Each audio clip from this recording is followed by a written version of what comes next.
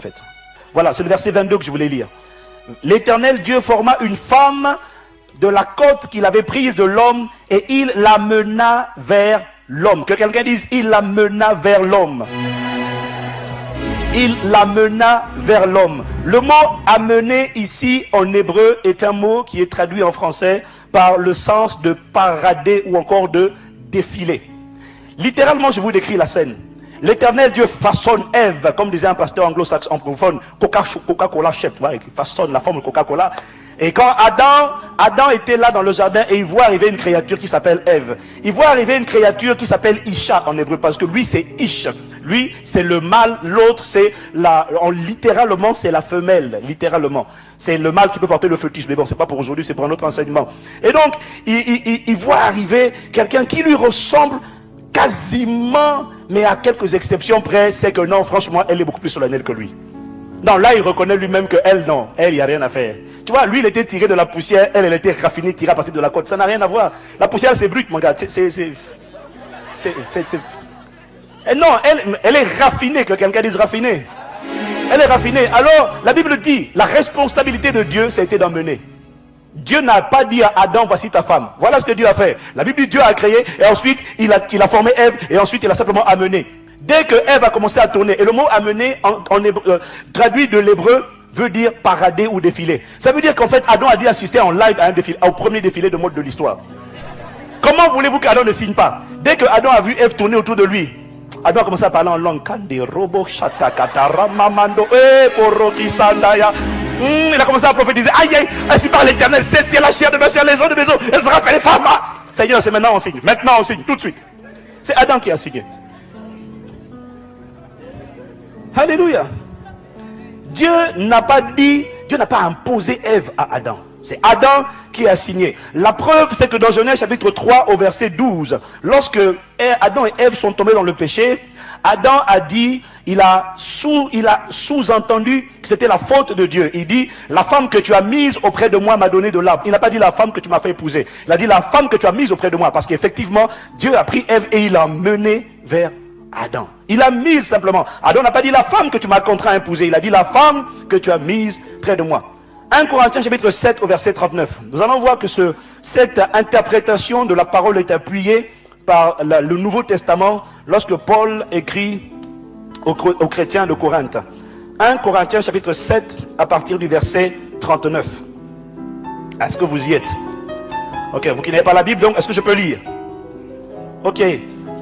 Alors suivez bien ce texte, il est très important et je le situe dans un seul contexte. Paul est en train de parler du mariage d'une personne. Alors on va lire ça. 1 Corinthiens chapitre 6, chapitre 7, pardon, 39. Alors, suivez très bien. Alors, ici, Paul parle du contexte d'une femme. Non, on va le lire d'abord, on va le lire, voilà. 1 Corinthiens 7, 39.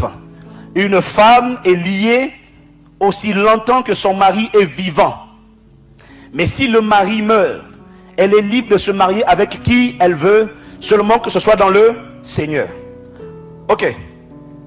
Premièrement, il dit une femme est liée aussi longtemps que son mari est vivant. La raison pour laquelle il ne faut pas se planter sur le choix de son conjoint, c'est que si tu te maries en Christ, si tu t'es marié avant et que maintenant tu viens et tu as divorcé, il n'y a pas de problème. Si tu te maries en Christ aujourd'hui, tu n'as pas le droit de divorcer. Pourquoi? Bon, en fait, ce n'est pas l'enseignement, mais il faut que je vous parle de ça quand même. Ça va vous faire comprendre pourquoi on ne doit pas jouer. Vous voulez qu'on aille dessus?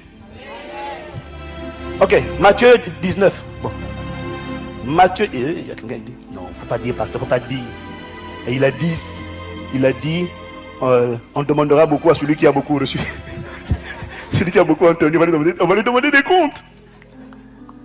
Oui, dans Matthieu 19, verset 10, Matthieu 19, 1 à 11 ou 12, Jésus donne un enseignement sur le divorce.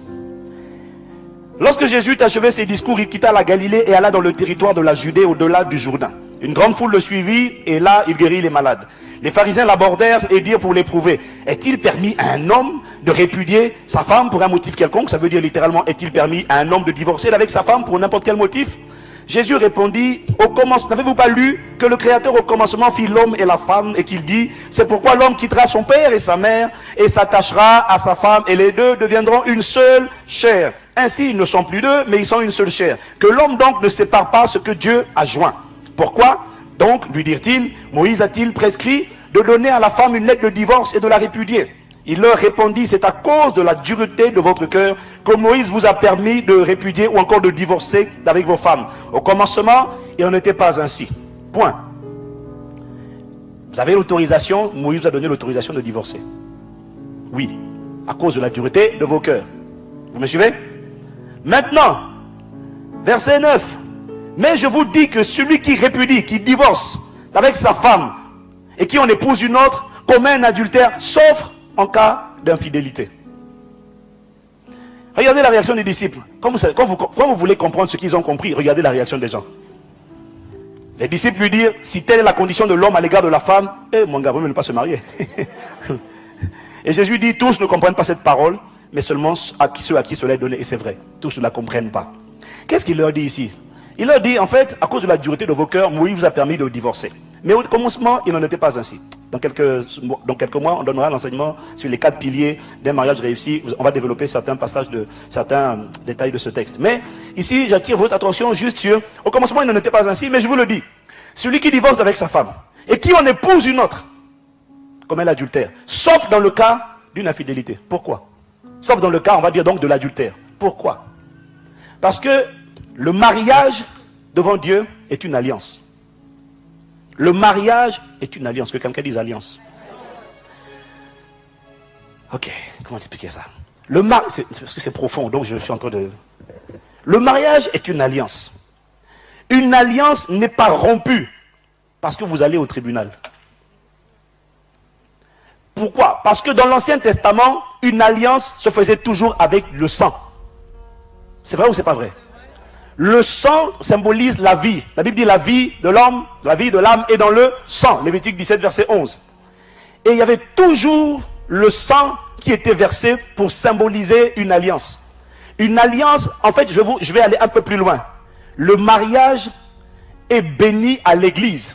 Mais en réalité, il est consommé lors des rapports sexuels. Ce que l'on fait, c'est simplement prononcer la bénédiction lorsqu'on vient à l'église. Mais le mariage est consommé, c'est-à-dire il devient effectif.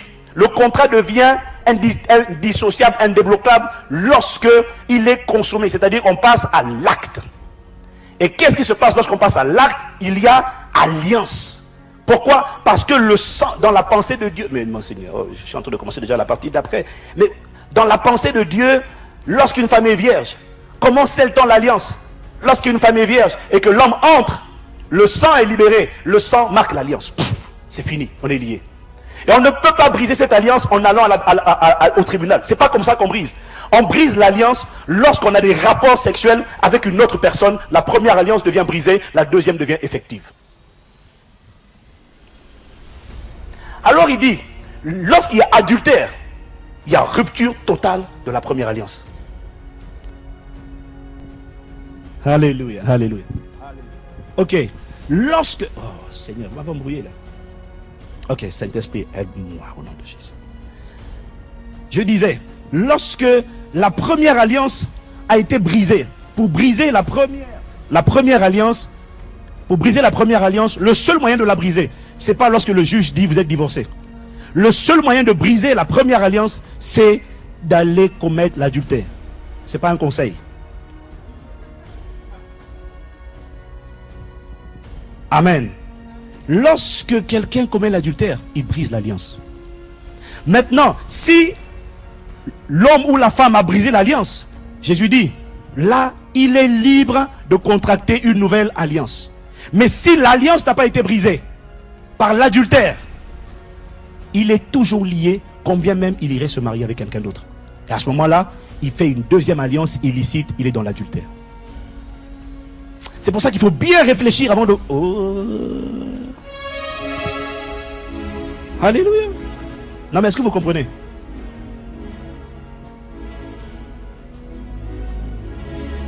Je suis en train d'être... Merci. Et quand je comprends ça, je comprends que je ne dois pas faire les choses à la va-vite. Parce qu'à l'époque de Moïse, il divorçait n'importe comment. Dès qu'une femme éternue, il divorce. Non mais c'était comme ça. Hein. Il n'est pas content, elle a mal fait la cuisine, il divorce. Jésus leur dit, ok, vous voulez divorcer? Vous voulez divorcer? Dieu est le divorce, c'est vrai. Mais tu veux divorcer quand même? Le mot divorce, vous savez ce que ça veut dire? Comment ça se dit en grec? Apostasion. Apostasie. Le divorce, Dieu est le divorce, pourquoi? Parce que c'est la rupture, c'est un renie d'un engagement, d'une alliance. Le fait de renier une alliance, c'est rétrograder, c'est déserter. C'est pour ça que Dieu dit je hais le divorce. Parce que par le divorce, tu rétrogrades, tu désertes ton foyer, tu désertes ce que tu avais commencé. Ok, vous voulez divorcer, divorcez. Mais, si vous voulez vous remarier, alors que la personne n'est pas tombée dans l'adultère, tu commets l'adultère. Est-ce que vous me comprenez? Alors, si tu veux faire... Bon. Et c'est pour ça qu'ils disent, mais attends, mais si c'est comme ça, c'est compliqué. Parce que la Bible dit que les adultères n'hériteront pas le royaume de Dieu. C'est pour ça qu'il faut réfléchir, il faut se préparer. Il faut laisser Dieu nous instruire, nous enseigner. Oh, Jésus. Ça, c'est des attaques, ça. On attaque la parole de Dieu. Satan, tu es vaincu au nom de Jésus. Amen. Alléluia. Donc c'est important de comprendre. Maintenant, la seule solution, mon frère, ma soeur, je te donne la parole de Dieu. Alléluia. La parole, voilà.